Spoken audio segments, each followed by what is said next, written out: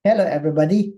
Ano po ang panglabing tatlo na duty and responsibility ng isang accredited pollution control officer? Ang basis natin ang Section 10 ng DAW 2014-02.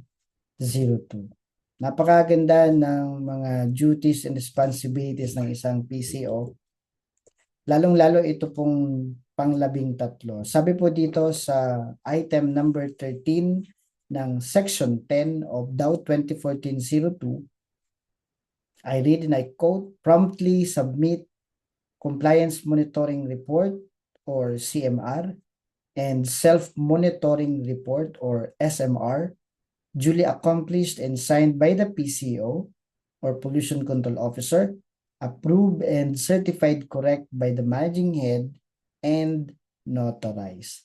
So sa isang accredited pollution control officer, duty niya yung pag-accomplish,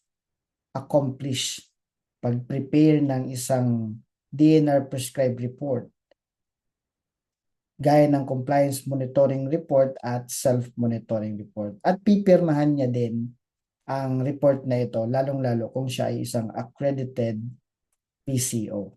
Ang report din na yan ay ina-approve, sine-certified correct, ibig sabihin din pinipirmahan ng managing head. At once na signed na ng PCO at managing head ang report na ito, ipapanotaryo po ito. At yung notarized copy ng compliance monitoring report or self-monitoring report ay isasubmit po sa DNR EMB Regional Office. Sa kasalukuyan po, meron na tayong online submission ng self-monitoring report at saka compliance monitoring report.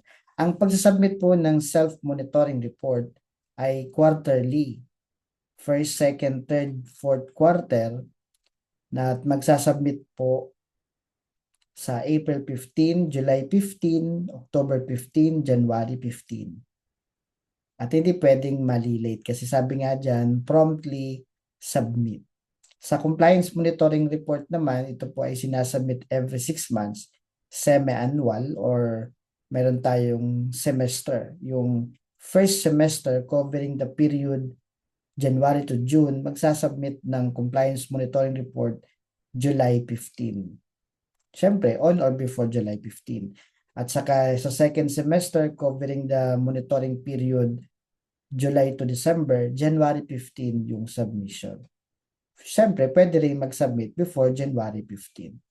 So, ang isang PCO shall submit the report to DNR-EMB at magagamit po ng DNR-EMB yung monitoring data for policy and decision making. So that's the duty and responsibility of an accredited PCO. Item number 13, pang-13. At kung gusto niyo pa pong malaman yung pang-14 na duty ng isang PCO, please subscribe to this channel.